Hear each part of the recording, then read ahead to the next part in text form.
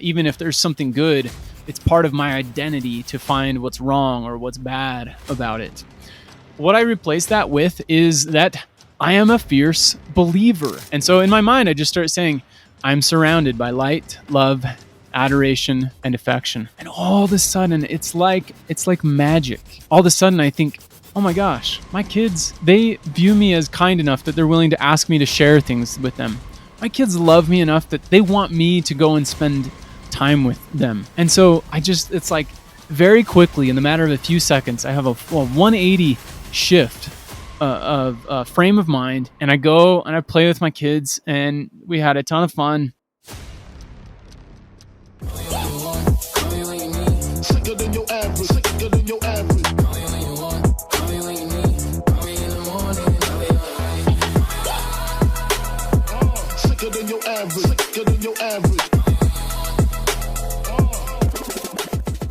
What's up, everyone? You got myself, Dr. Derek Williams, today on the Lifestyle Practice Podcast. I'm excited about sharing this episode. I'm also slightly nervous. I shared a little bit last episode about what I planned to do, and I've had this idea for a while, but it's a little bit scary. You know, how many of you have ever been asked the question, like, what's your worst fear? You know, usually for me, it usually comes from a kid, you know, one of my kids, like, hey, Dad, what's your worst fear? So it's an interesting question to think about. And if you're going to be completely honest with that, a lot of times they can be tough to talk about, tough to think through. So I'm excited to go through some of these things because I've made a lot of headway with some of these things in my life in the last year. And really the result of doing this has been working with my coach, Steve Hardison. And that's where this process comes from. I've shared a little bit about it in podcasts in the past. I think my episode, it's called the $200,000 coach or something like that. So you can go back and listen to that if you want to for a little bit of context. But I wanted to share this a little bit in retrospect now that I've had some time to kind of work through some of these things. I want to open up and I want to share what some of these limiting beliefs and fears are, and talk about how I'm working through them, how I've worked through a good amount of them. It's a lot of fun. It's really cool to think about myself and where I'm at in this point in life compared to, just a year ago. So that being said, so at the beginning of my coaching with Steve, the process was basically like, okay, like if we're going to look at how the best ways to grow, we need to look at the things that are holding you back. And that started by identifying limiting beliefs, self-limiting beliefs. And basically that process was, for the first 2 weeks, I just tried to pay attention to any type of negative thought, any type of anxiety, any type of critical feeling, whether that was about myself or someone else. Because what I found is that even a critical thought towards someone else is actually a reflection of myself. It's a reflection of the way that I'm thinking through things. So that being said, I started documenting, and I kept a list. And over 2 weeks, I came up with 55 different limiting beliefs that I was able to identify. So today, I've picked a few of them, and I've kind of thought of like how I want to talk through these and share my process for how I've been able to grow a little bit in this way. So let's jump into them. I'm gonna read all of my limiting beliefs off that I've chosen to talk through, and I tried to pick. I didn't go through and like weed out the ones that I'm not comfortable with. I picked the ones that I felt like I've seen the most amount of growth, and some of the ones that were the deepest. Okay, yeah, let's go through them all. Number 1, I am not sociable. Number 2, I am skeptical. Number 3, others don't appreciate me. Another way to say it is with a statement about my identity. So you can rephrase that instead of just saying others don't appreciate me. I can say I am that others don't appreciate me. I can realize that I can take responsibility that this is who I am being. I'm being in the place and in the mindset that others don't appreciate me. Okay, so the next one is phrased, and the rest of them are phrased in that way. I am that I believe that there is a fixed amount of love in the world. Very interesting. I didn't recognize that one in myself. I didn't know that belief and that thought was there. I believed that there was only a certain amount of love in the world. I am that I don't need to grow anymore. I've done enough, and it's time to take my chips and go home. Another way to say this is I am afraid of success because I am afraid of losing what I've gained. Okay. Next one, I don't deserve the success that I have. Last one, I'm afraid of not reaching my potential. These are all, those were tough to recognize and to go through, but at the same time, it opened my mind on how I could grow, how I could improve. So let's go back through. Let's go back through each one and kind of talk through it a little bit. The first one was I am not sociable.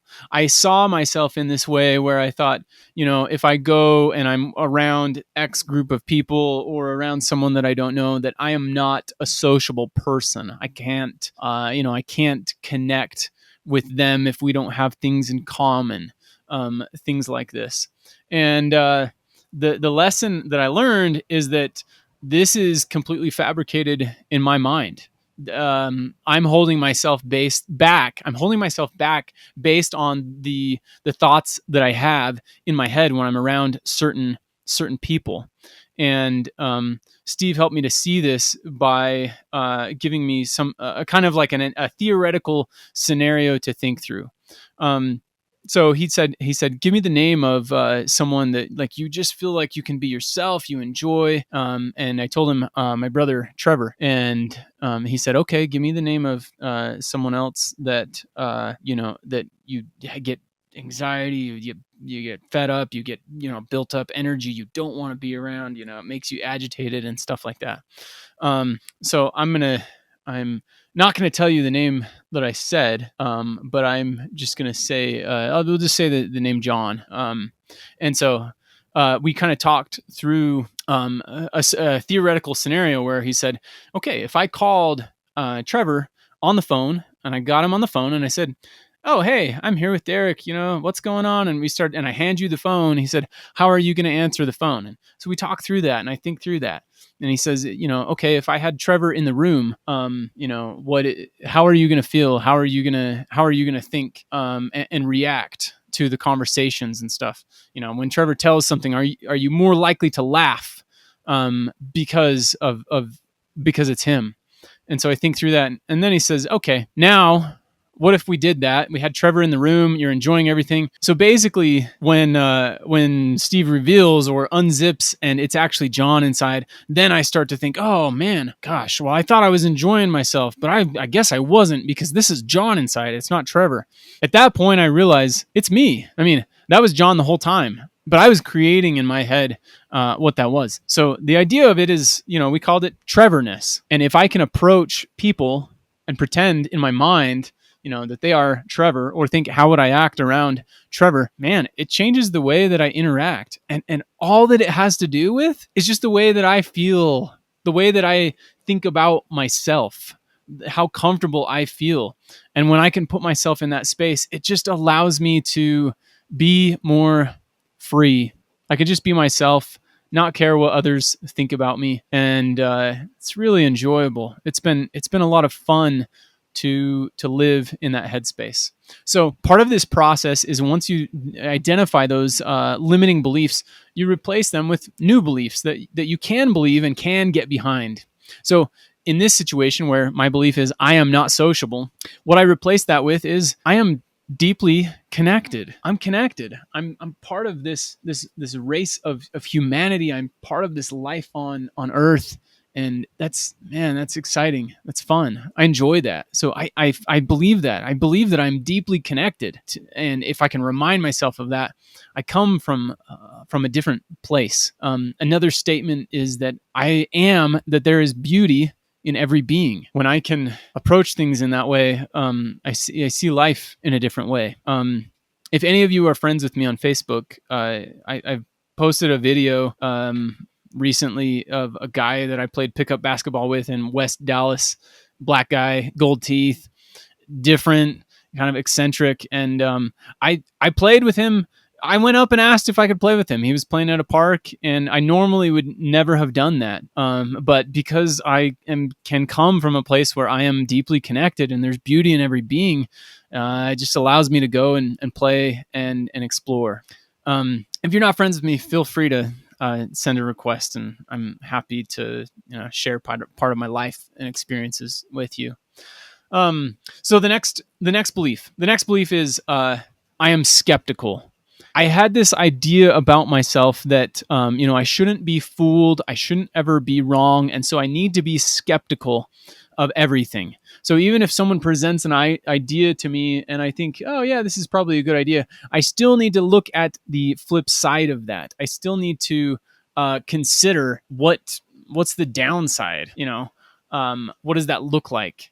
And so that was really interesting to recognize in myself, that I am skeptical, and that even if there's something good, it's part of my identity to find what's wrong or what's bad about it.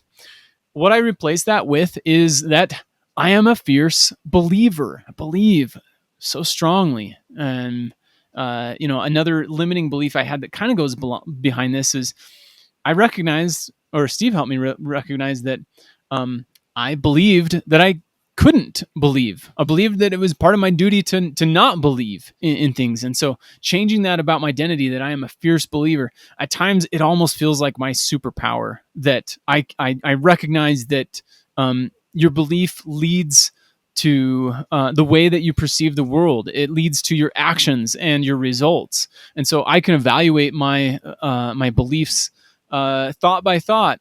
And if I like it, I'll keep it.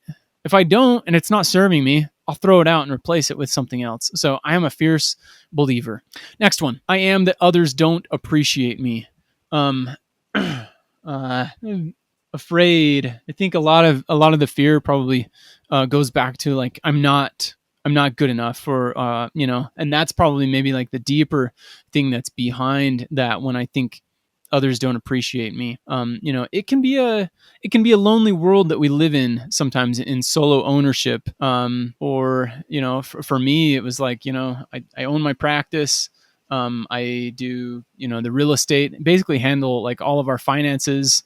Sometimes I feel like I'm not appreciated, I'm not noticed. The thought that I've replaced that with is I am surrounded by light, love, adoration, and affection. And that's been really cool to live in that. And there's times when I've been reminded of that, and it's brought me back to a place of peace and appreciation. A quick example: a few weeks ago, we were at, it doesn't matter where we were, but it'd been a long day. It was a travel day, and I'm pulling the trailer, I'm figuring out everything, I'm hooking up, I'm doing like a lot of that on my own for the most part.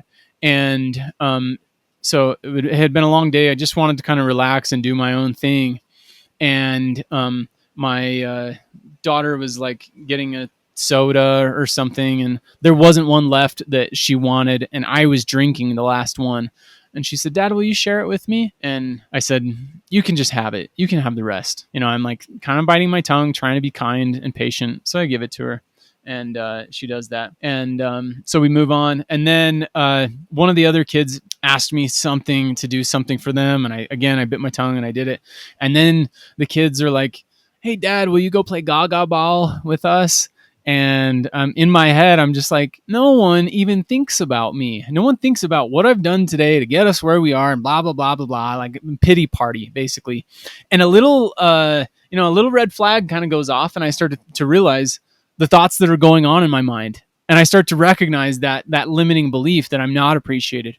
And so in my mind, I just start saying, I'm surrounded by light, love, adoration, and affection. And all of a sudden, it's like magic. All of a sudden, I think, oh my gosh, my kids, they view me as kind enough that they're willing to ask me to share things with them.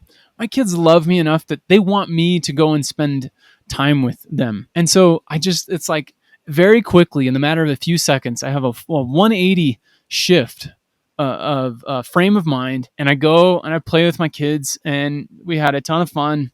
You can tell I'm kind of even get emotional thinking about it, because I recognize even if I was staying in those thoughts of like having a pity party about myself, I still would have gone and played with them and I would have done it. But what would my experience have been? I would have still been feeling sorry for myself. But we went and we played, and I genuinely enjoyed being with them. We had a good time. It was a lot of fun. So this goes back to my last episode where I talked about, like, on paper you can have results that look exactly the same, but your experience of them can be completely different.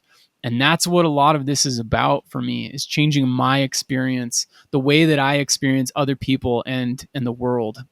The next one is that I was afraid that I was limited to how much I could love. And this is really an interesting idea, but it's very true. I a couple years ago, I read a book called Love 2.0 because I genuinely was thinking, how can I be more loving and have more love in my life?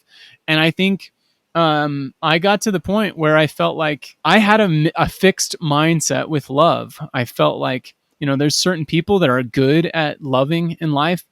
I'm just not one of them. So, you know, I'll do what I can, but I'm probably just not going to be good at this, which is so interesting. And that goes along with, there's a fixed amount of love in the world. That's what I thought.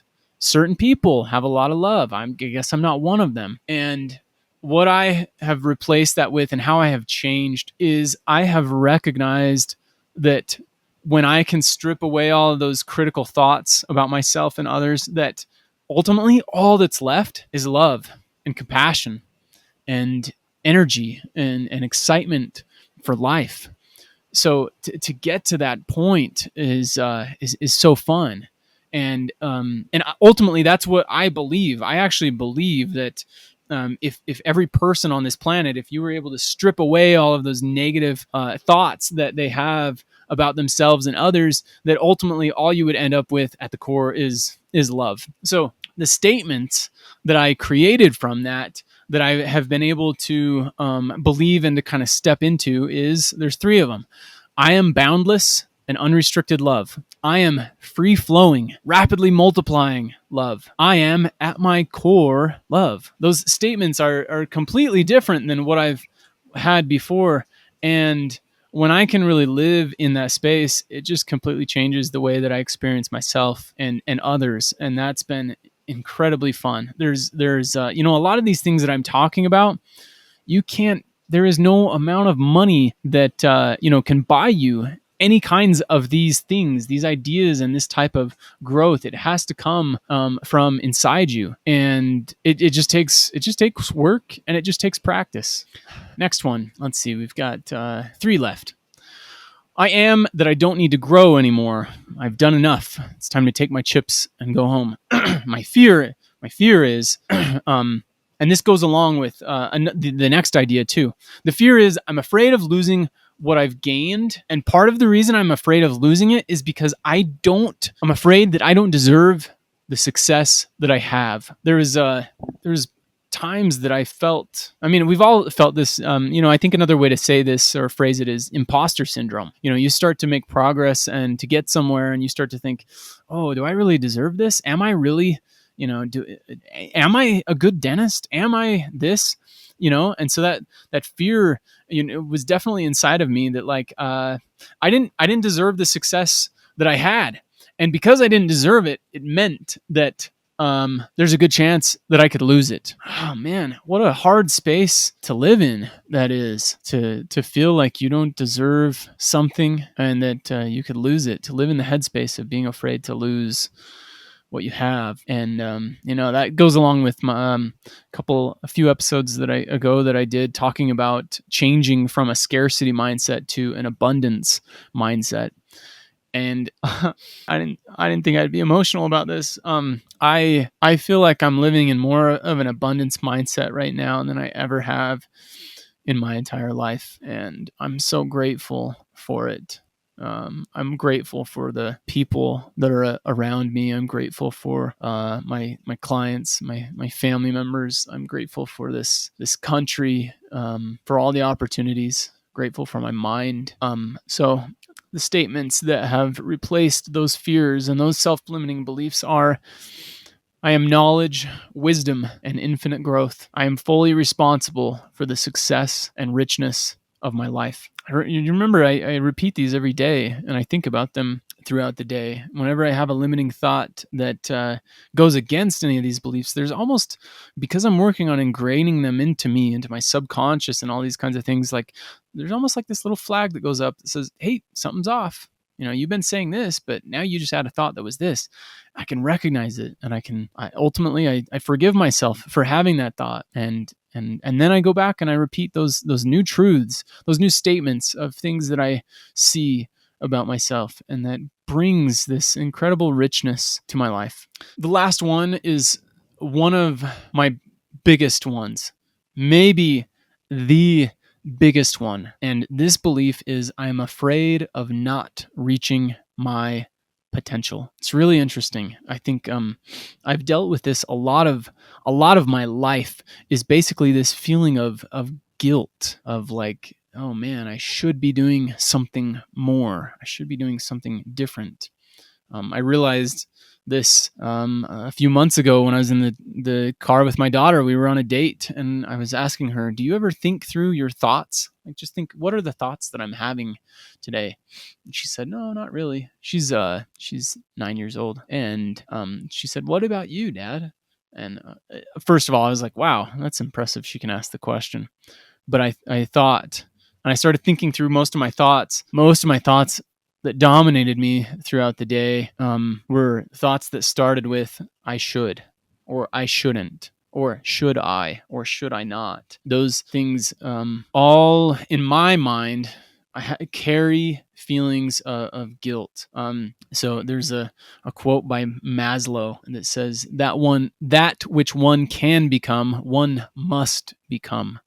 And for me, for a while, that quote was very motivating. I had it on my phone as the background, and then over time, I started to feel guilt. I started to feel like, oh, I'm not living up to what I can. I'm not doing what I should.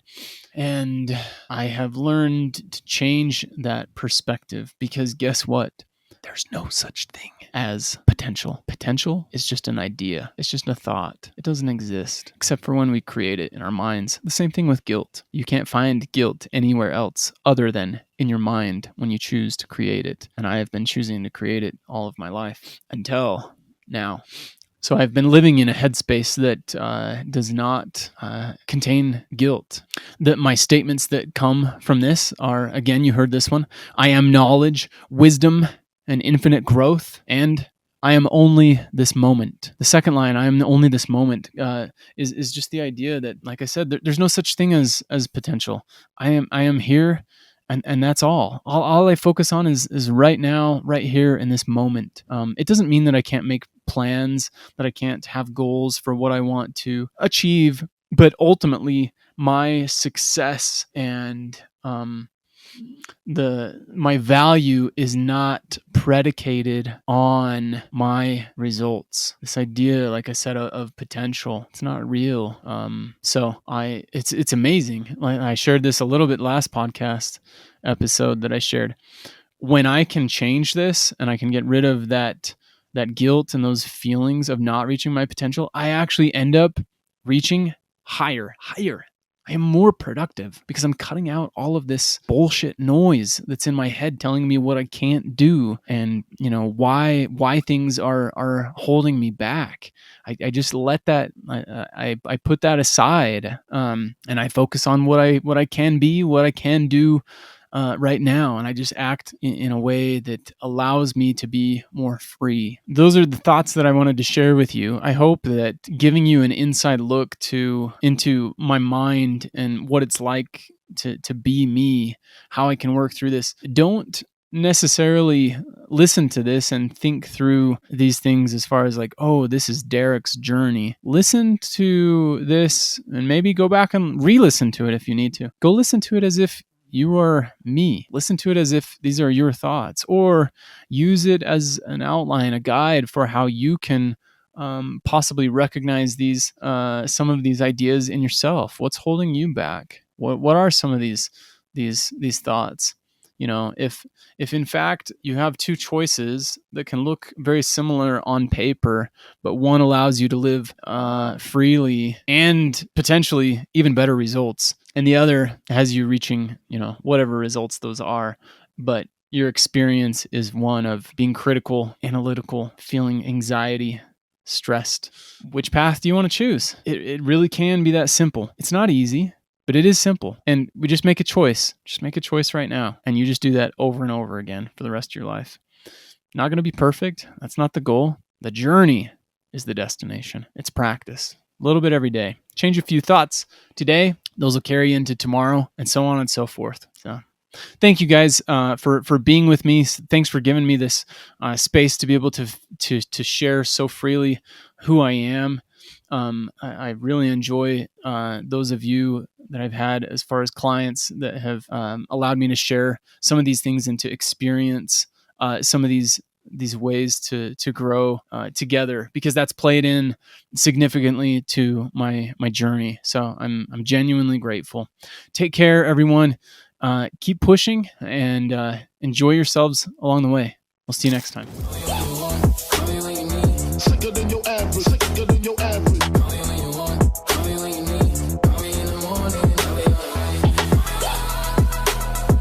Sicker than your average. Sicker than your average.